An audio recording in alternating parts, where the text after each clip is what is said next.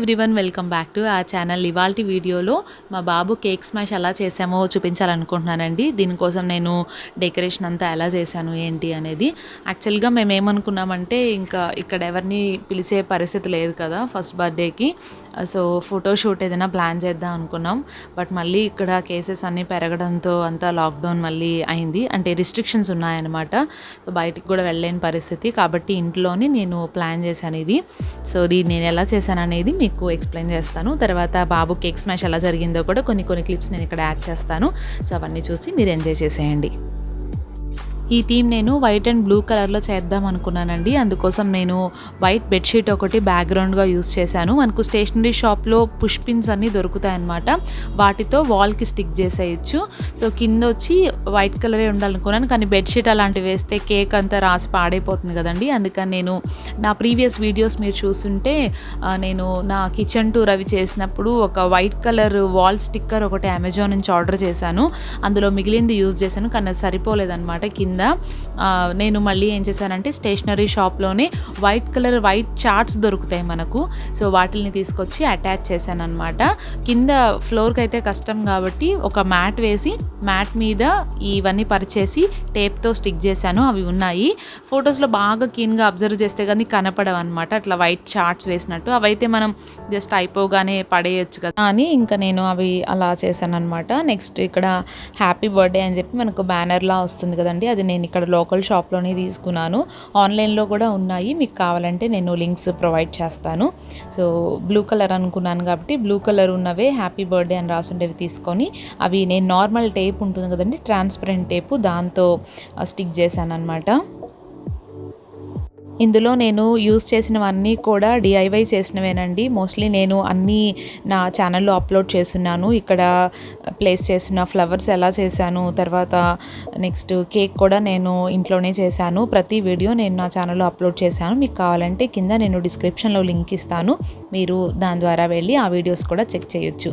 Next ఇక్కడ blue colour gift wrapping paper తెచ్చి మనకు అమెజాన్ బాక్సెస్ అవి వస్తాయి కదండి, అవి నేను ఎప్పుడు పడేనమాట.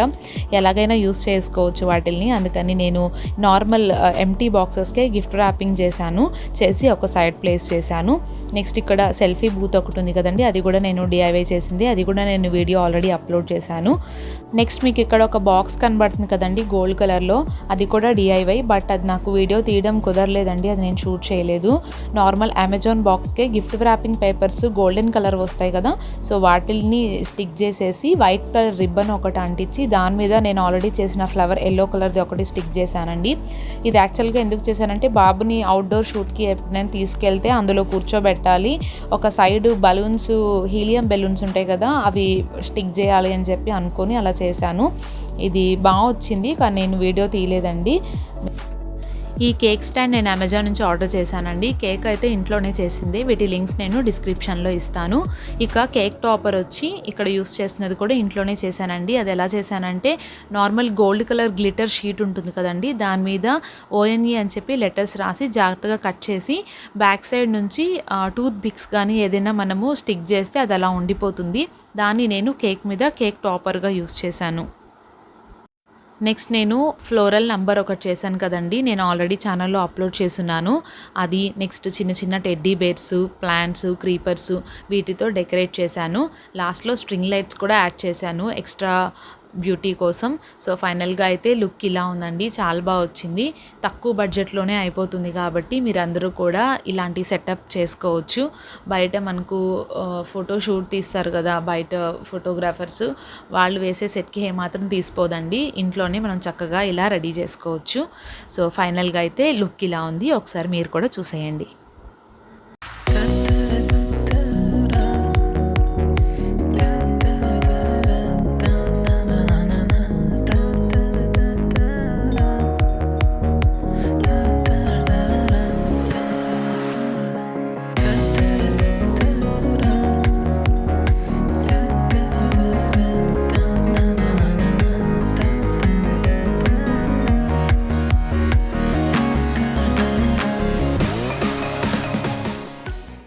బాబు వస్తే అన్నీ లాగేస్తాడని తెలుసండి. అందుకే ముందుగా చక్కగా ఫొటోస్, వీడియోస్ అన్నీ అయిన తర్వాత బుజ్జిగాడిని తీసుకొచ్చాము. తీసుకొస్తే ఫస్ట్ కొంచెం భయపడ్డాడు. అక్కడ టెడ్డీ బేర్స్ అవి చూసి ఏంటో ఈ సెటప్ కొత్తగా ఉంది, మా ఇల్లు కాదనుకున్నాడో ఏమో.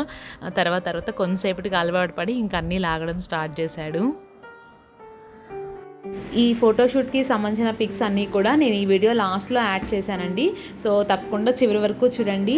ఈ వీడియో మీకు నచ్చితే లైక్ చేయడం మాత్రం అసలు మర్చిపోవద్దు. కన్నయ్య కన్నయ్య ఓకే